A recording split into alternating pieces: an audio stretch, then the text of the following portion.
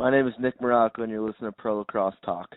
On Schreiber. Sidearm whip, scores! Now in front, Fidel scores! Hands off for Rabel, switches hands and scores! Kylie O'Miller showing off those shifty skills. Right off the bat, there's Lyle Thompson.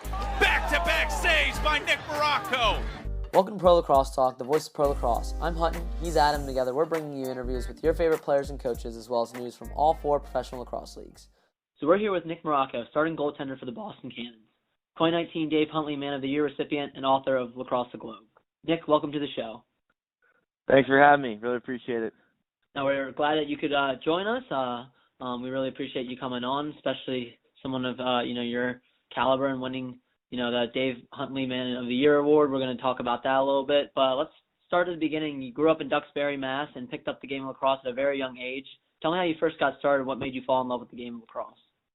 Yeah, so I grew up in Duxbury, started playing at a really young age. My sisters, who are 8 and 9 years older than me, they both played lacrosse, went on to play at University of Richmond. So basically as right when I was able to walk, they threw a stick in my hand, and after that I kind of just never stopped, and eventually got to the point where they threw me in the goal in the backyard, and I was able to deal with the pain of getting hit with shots early on. So after a while, stuck with it, and just began to love the game, loved how fast paced it was, and I just never stopped. And I was able to play in a town where it was really big, especially in Massachusetts. So it was kind of a tradition in Duxbury to play the sport, and that made me even more so attracted to it, and had some really good mentors along the way. That's awesome. It's funny you mentioned being the youngest getting thrown in that. I feel like if we did a poll of how many goaltenders were the youngest in their family and that's how they got started, I'm sure it'd be pretty high. I feel like that's a common occurrence for Oh, definitely. So, but following, your high school career, you attended Georgetown University, where you're a 4-year starter, named first team USILA All-American in 2018. What influenced your decision to play college lacrosse at Georgetown? Yeah, so, when I was going through the process, for me, I wanted to go to a school where, it had a great lacrosse program, of course, because I was trying to play lacrosse there, but a really important thing for me was to go to a school that had great academics. I wanted to go into business, so and Georgetown had a great business school, and obviously just as going into Georgetown itself, it was an awesome school. So being able to help get myself into a school like that through lacrosse was important to me, and I wanted to be able to leverage that and hopefully do things that weren't really I did well in high school, but maybe it was a little bit of a reach for me. So that was important to me. But then once I actually went out and visited Georgetown, I fell in love with it. I loved just the team chemistry there.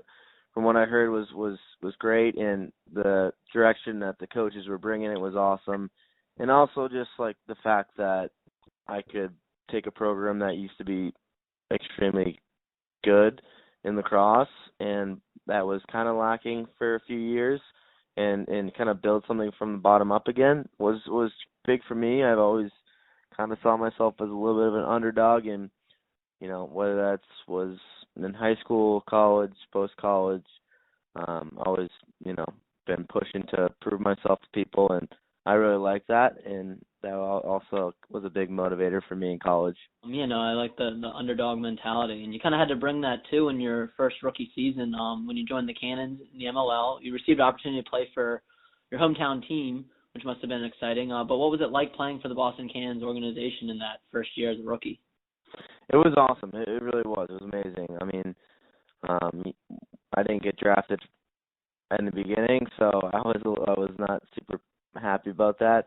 And then when Coach Quirk gave me a call and gave me that opportunity to play in Boston, I was super appreciative of him giving me that shot and him believing in me. And then just being able to play for Boston and being back home was super special. It was really awesome to be able to have all my buddies, my whole family come out to games. So I take a lot of pride in that, and I think that's a big reason why I've been really motivated on the field and off the field. But honestly, it was a really crazy experience, and when I first started playing, it was a little intimidating, and I usually don't get nervous when I play, but my first game I was a little bit nervous, but I think that just kind of showed how important it was for me to be playing with the name of Boston on my jersey, and since then it's been a pleasure to play with all these guys and have Coach Quirk, like I said, be a guy who has trusted me along the way, and kind of just trying to grow this organization and bring back a trophy. Yeah, no, absolutely. And, you made tremendous strides from your rookie season, only appearing in 4 games, to being the starting netminder in 2019. First full season as a starter. How you helped lead this team to a playoff berth. And I remember when I was talking to Adam, we looked at this Kansas team, and other than I think a blowout loss to the Outlaws, you guys never lost by more than 2 or 3 goals. It was the differential. You guys were very consistent, probably one of the most consistent teams in the league this season. And I think that's a testament to, the defense that was around you and your presence in cage. I think, it showed this season. But what was it like making that transition from only appearing in 4 games to being the starting goaltender in your second season? Yeah, I mean, it was honestly, after those 4 games, I felt pretty confident, because obviously we were playing against some very talented players, so I felt good about it after that. Just kind of getting adjusted from college to pros is a big difference, I think, just in the sense that you're playing against guys who can all shoot pretty much wherever they want, and you can't really scout one player. We do obviously scout guys and scout teams because we have to, but it's different from college where you can, go into a week being like, all right, this one guy or these 2 guys are the big threats offensively. Let's try to not shut them off, but let's push them a little bit more than the other guys. And that's just tough in college. I mean, in pros where every guy can sling it and every guy can shoot from all over the field. So just getting adjusted to that and the pace of play was tough in the beginning. But after my 4 games, I felt pretty confident, and I knew that I could step it up big time and improve my game. And the good thing is I think I'm still figuring out a few things and always trying to tweak a few things in my game here and there. I don't think I've reached my full potential. I'm pretty tough on myself, but every year I think we get better, and every game you're in the league, you learn a few things from other guys and from your coaches. So I'm just trying to build off of that. Yeah, no, absolutely. And like I said, it was disappointing finish falling to the Outlaws, but you guys showed a lot of resilience down the stretch, and I think you guys are poised to really, make another run at the championship next year. What are your hopes for next season, and what are you doing in the off season to get ready for next year? Yeah, I mean, next year, obviously, the goal is to win a championship, and I honestly think we had a couple of guys get hurt in our semifinal game, and we all thought we should have been in that championship game, so that was obviously a bummer. But our goal is definitely next year to win, and I don't think anyone on our team thinks otherwise. So that's in our minds right now, and as far as the off season goes, just took a little time off past few weeks just to rest the body, and because it is a long summer. But now just trying to get back into working out and trying to build some muscle up, maybe put on a little bit of muscle in the off season and go into it, and obviously adjusting my game a little bit.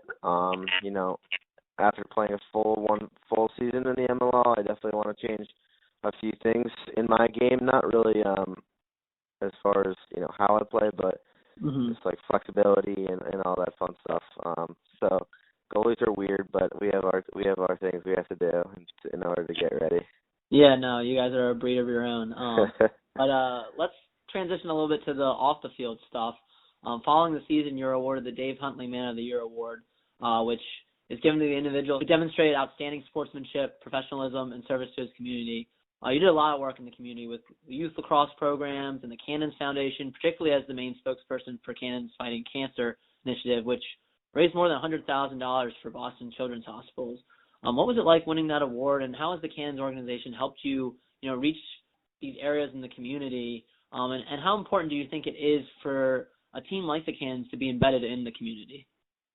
Yeah, I mean, first off, it was a tremendous honor to win that award. Obviously, Dave Huntley has done so much for the game and so much for, lacrosse community itself. So I was, honestly truly honored about that. And there were some other people in the MLL who were also doing great things in their respective communities too. But I think, being on the Cannons has been awesome just in the sense that they have enabled me and enabled all, everyone who wants to do so much within the community and off the field. And for me, just coming from, the Boston area, like I said, I take a lot of pride in that. And I remember myself being a little kid going to games and looking up to these guys and being able to give back in any way I can has been, a big motivator of mine. I have my goals on the field, and like I said, want to win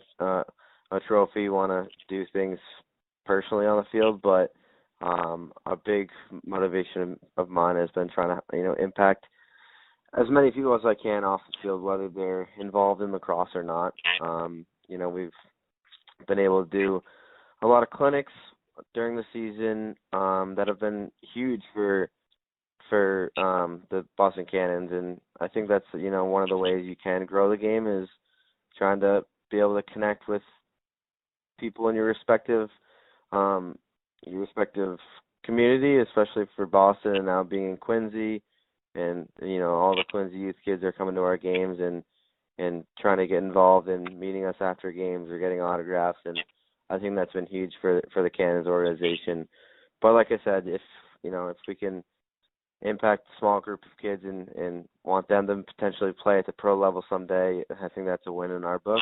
And then aside from that, I mean, if we did a lot to raise money for the Boston Children's Hospital. We raised about $100,000 this year, and being involved in that has been an honor, and being able to impact people, like I said, off the field and not just in lacrosse, has been super inspirational for me. Yeah, no, that's awesome, and I love how you talk about making an impact. And taking that a little bit further, you have a lot of great ideas too on how we can grow this game. I recently read your book that you wrote, Lacrosse the Globe. I think you wrote that in 2017, which lays out some ideas on how we can grow the game on a global scale. Before we get into the details of the book, though, tell me what influenced you to write this book and publish it. Yeah, so I at Georgetown, I took a entrepreneurship class, and honestly didn't really know what to expect going into it. It was an elective class and looked really interesting, but didn't exactly know what that would entail. Me and a couple of my friends on my team, and obviously a bunch of other people, took the course, and we went into it. And first day, our professor, he was like, all right, this is what we're going to do. You guys are going to be writing a book. And we were like, oh, what is going on? What time we're taking an entrepreneurship class? So I think every one of my teammates besides myself dropped the class right away, and I think a good portion of the class did the same. But I decided, I was like, all right, this is pretty interesting. I think I can handle this. And again, didn't really know what that meant, that I'd be writing a book. But at the end of the day, he was like, all right, I want you guys to pick something that is meaningful to you, that you find interesting, and you're going to write about it. And we're going to try to turn this into a book. And obviously we included a lot of entrepreneurship concepts around the course surrounding the book. But at the end of the day, I was like, all right, I obviously play lacrosse. I'm playing in college right now. And I was also super interested in just, the idea of lacrosse being a way for kids in other countries who, don't have maybe the privileges that we have of having this sport in their life. How could that impact them? And that doesn't really mean on the field, but more so like how does it impact their life off the field, and how could this game, because I know obviously there's other sports out there that have done it, how can that change these communities and create better opportunities for people. So I did a lot of research and different nonprofits, and try to create some sort of guideline of how essentially we could take concepts in other sports and build that up into a global game that could obviously be great for the sport of lacrosse, but also just help these communities and in these other cities and countries. So it was honestly super interesting for me to be able to research all this in a full semester of college and be able to be playing college lacrosse and also be writing this book about lacrosse, and I learned a lot along the way, and it was awesome. Yeah, no, it was a great read, and I think you really took the slogan that's thrown around all the time, grow the game. You really took that and put in some practical ways that we can do that. I liked how after each chapter you kind of highlighted some ways to we could actually implement these things, because we throw around that buzzword a lot, and it's important. We do want to grow this sport, but we got to look at it from a practical view. And I like how you took the influence from other sports and how they were able to grow the game. You talk about the Russians building a hockey program from scratch and how they became the best in the world. So yeah, I really enjoyed it. And let's talk about a little bit more about those details. I mean, when you were younger and watching the 2000 Olympics, you said you were shocked to find out that lacrosse wasn't an Olympic sport. And then in the book, you paint a picture of, a lacrosse world championship featuring Kenya and Japan in 2030, and then later, Russia versus the USA in the 2032 Olympics. The current reality is that only the U.S. and Canada have won a world championship since the first one in 1967. So what are some things that need to happen in these next 10 years to kind of achieve your vision for lacrosse, and what are some hurdles that the lacrosse community needs to overcome? Yeah, I mean, I think it's tough to, predict exactly because, as you've seen in the game of lacrosse, even in the past year and a half, so much has changed, which is great. I mean, it's awesome for the sport, and there's a lot of, backlash from different people, and everyone has their opinion on it, but, at the end of the day, if the sport's growing and getting attention, that's awesome. I think, in order for it to be a sport like hockey, or, I think hockey's a great example because it's played all over the globe. I think more people need to get a stick in their hands in different countries, and right now, I'd say the hurdle for that is the cost. It's tough for these kids and maybe who aren't super wealthy to be able to buy all this equipment and set up these programs. So yeah, definitely getting sticks in kids' hands is huge, and there are now programs that are doing that, which is amazing. I think that's number one. That's key. Because without that, you really can't build something just in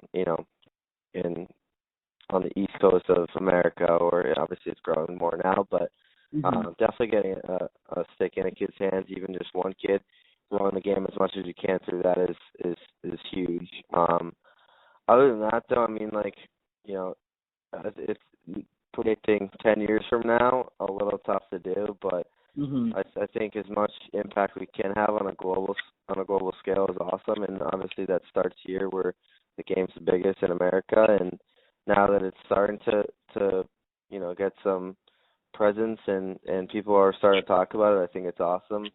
There are people who are throwing backlash at obviously professional lacrosse now has gone through a lot, but the fact that, in my opinion, obviously I'm playing in the MLL, but the fact that this sport is being talked about that much is awesome. And when we look back at it in 5 years, we're going to be like, okay, there's a lot of quote unquote just stuff going on in the game, but we're going to be like, okay, that probably did push it forward a little bit. And instead of some people being negative about it now, they can look at it and be like, okay, that was a good thing. And now we're in a better place than we were 5 years ago.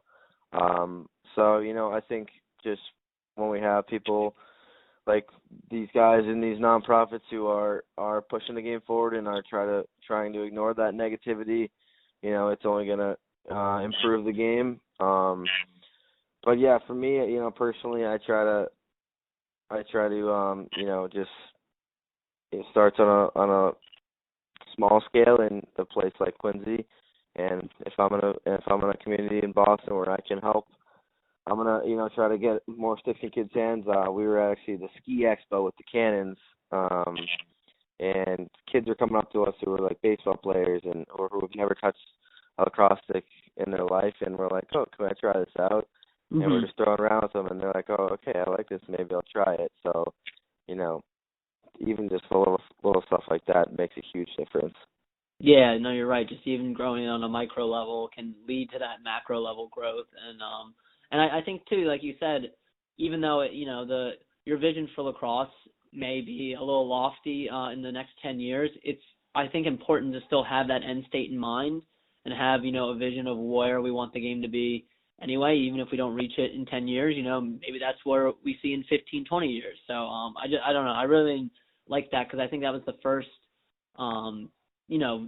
idea that I really heard, tangible idea that someone has really thrown out. It's like, I know we talk about getting in the Olympics, but, you took it even further and you're like, you want to see teams that are underrepresented in the lacrosse community take that next step and make it to a championship. So, I enjoyed that. Even if you think, it's a little lofty, it's, I think, well worth us having that vision. So, I don't know. Absolutely, yeah, for sure. And I think it's definitely, feasible to think that, other countries might get there someday. I mean, I have buddies right now who are playing out in Australia, and obviously it's not like a pro league out there or anything, but the fact that they're able to go to a place like Australia and play lacrosse is awesome. And obviously their international team has done pretty well, and seeing that as a pretty promising thing. Obviously, you can't just say one country like that will dictate how everything's going to go, but like you said, if it grows on a small scale and keeps going, and that's a start. Yep, no, absolutely. So everyone, if you get a chance, check out Nick's book, Lacrosse the Globe. You can get it on Amazon. But that wraps up our main questions. We're going to take a quick break here for a word from our sponsor, and then we'll dive into our 5 and 5 segment.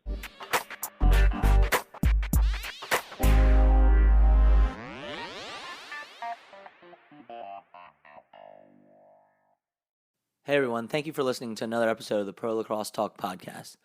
We've been using Anchor for our podcast since the very start. Anchor gives you everything you need in one place, and better yet, it's free. They allow you to easily record and edit your podcast so it sounds great and send it out to all the major networks such as Apple Podcasts, Spotify, Stitcher, and many more. Better yet, they connect you with advertisers so you can start making money from your podcast right away. So if you're interested in starting a podcast, download the Anchor app today or go to anchor.fm to get started. Today's show is being brought to you in part by Stitcher Premium. You can use Stitcher Premium to listen to shows ad-free such as Conan O'Brien Needs a Friend, My Favorite Murder, Wolverine the Lost Trail, or our favorite, The Fantasy Footballers. For only $4.99 a month or $34.99 a year, you get access to Stitcher Originals, bonus episodes, and comedy albums.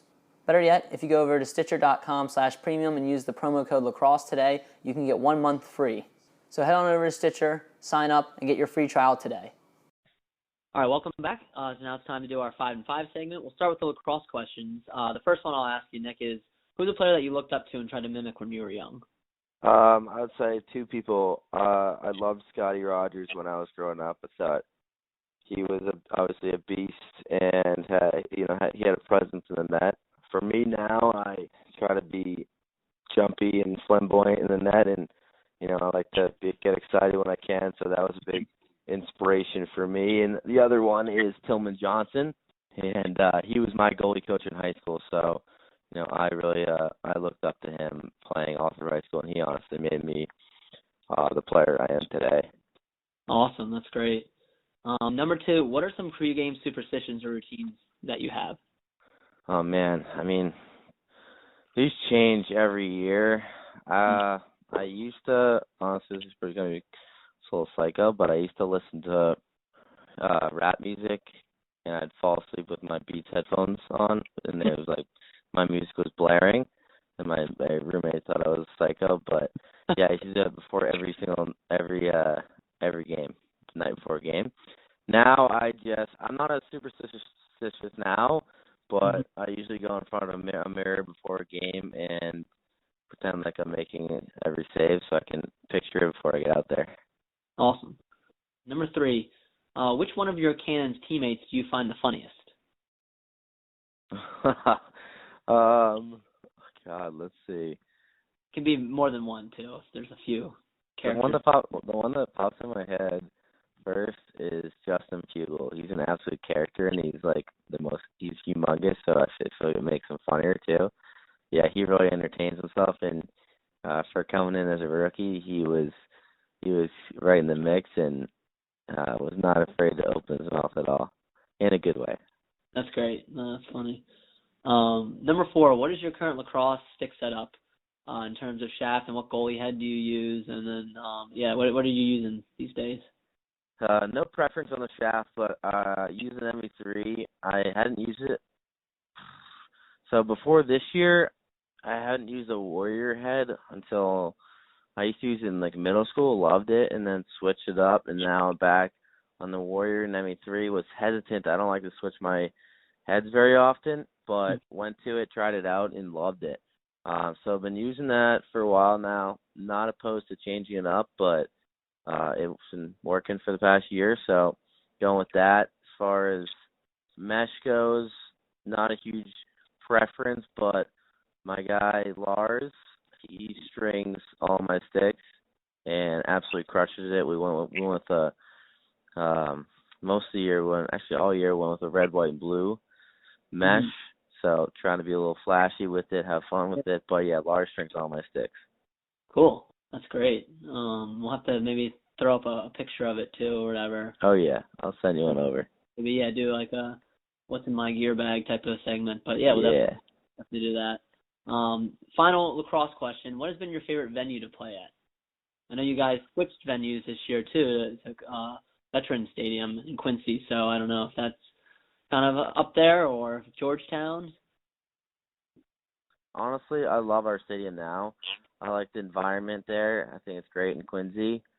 But my first game out in Denver was probably it was the 4th of July game 2 years ago. Oh, yeah. And I think that was the best venue I played in. There was 30,000 people there, and it was just a sick environment. I got absolutely lit up, but it was super cool, and obviously my first game, so I'd probably gotta say there. Yeah, no, that's always a great game. I always enjoy when they do that. And I feel like it's always, usually a pretty chippy competitive one too. I don't know, something about Oh, for sure. Up, but that's a great one. But I also think at Denver, University of Denver, in college was unreal. They sold it out every time, and the students would get so hyped and would chirp us so much. But I thought it was hilarious and awesome. That's great.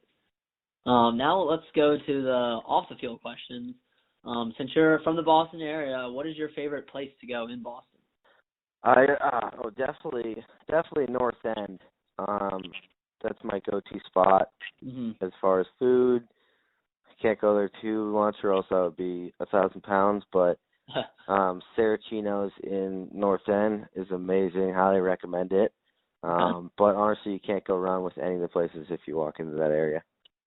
All right, I'll have to definitely make a note of that. I've only been to Boston, I think, twice or whatever. Once recently, so I'll have to go back. Though. Oh man, you gotta. I know. I'm a DC Metro guy, and now I'm living in New Jersey, so I'm not too far. It's about 3 or 4 hour drive. It's definitely doable for a fun weekend. So yeah, catch a Cannons game, hit the North End. Sure. No, yeah, we weren't able to make one this year, but we're definitely Adam and I have some plans to make it to more games next year. A lot of them we just ended up watching, but yeah, for sure. Number 2, what are some hobbies or activities you enjoy doing when you're not on the lacrosse field?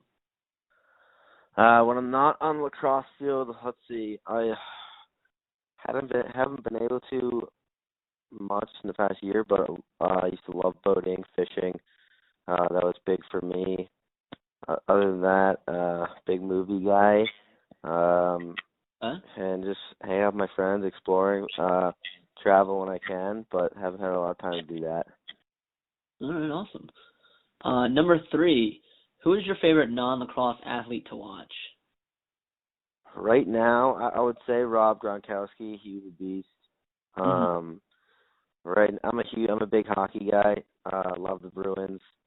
So I think gotta say Charlie McAvoy and Pasternak are my top players right now. So I love seeing them. I go to a lot of Bruins games. So those are my 2.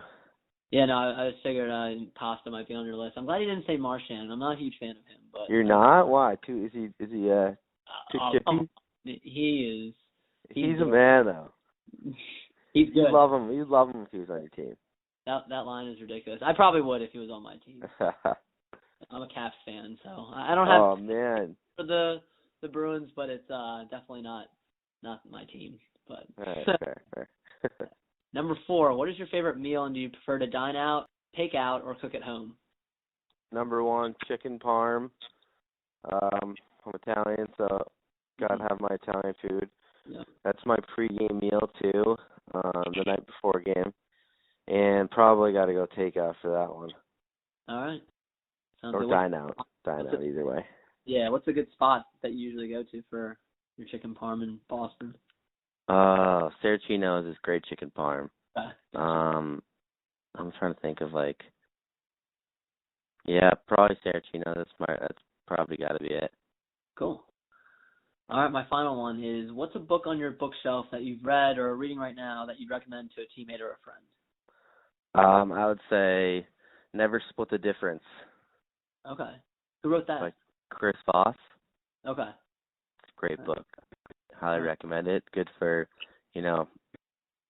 business world, but also, honestly, just life and sports too.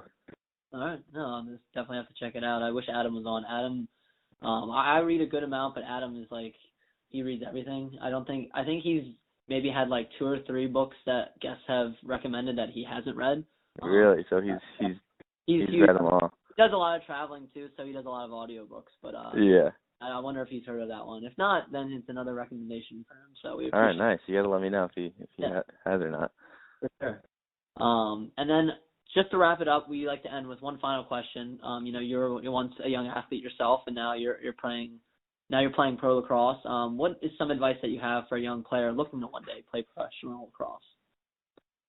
Yeah, I would say the most cliche answer is put in the extra work when no one else is watching. In college, me and one of my teammates who was through a senior when I was a freshman, Joe Bucci, we would always have a Sunday club, go out and get shots in the off season too. So that was huge for me. I think even as a young guy coming in and being able to have someone like him take me under his wing and try to get some shots and get acclimated to that game. But I would say the other one is just get out of your comfort zone. I think that's huge, is just not being afraid to be, uncomfortable out in the field. Be a vocal guy, even if you're not a hugely vocal person off the field, and just don't be afraid to be uncomfortable. That's what sports are for. You're supposed to, play to have fun, but also not be afraid to be a little bit of a different person when you're playing the game versus when you're off the field. And then number 3 is just have fun with it. It only lasts so long, whether that's playing college or if you get the chance to play pro. So just have fun with it and enjoy it while it lasts. Awesome. No, I love that. That's great. Nick, this has been awesome. I appreciate you coming on. Where can people find you on social media? Mostly you can find me on Instagram, which is Nick Marrocco 1. And my Twitter is On The Rocks. Not on Twitter as much, but yeah, you can find me on there. Awesome. Well, thanks, Nick, for joining us. Congrats again on a terrific season with the Cannons and winning the Dave Huntley Man of the Year award. And we're looking forward to, watching you with the Cannons next year. Awesome. Thanks so much. I really appreciate you having me on.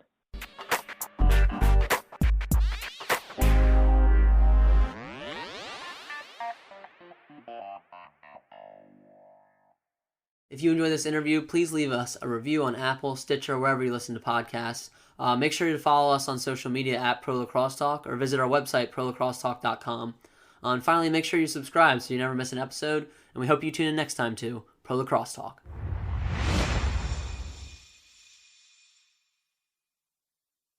Today's show is being brought to you in part by Stitcher Premium. You can use Stitcher Premium to listen to shows ad-free such as Conan O'Brien Needs a Friend, My Favorite Murder, Wolverine the Lost Trail, or our favorite, The Fantasy Footballers. For only $4.99 a month or $34.99 a year, you get access to Stitcher Originals, bonus episodes, and comedy albums. Better yet, if you go over to Stitcher.com/premium and use the promo code LACROSSE today, you can get 1 month free. So head on over to Stitcher, Sign up and get your free trial today.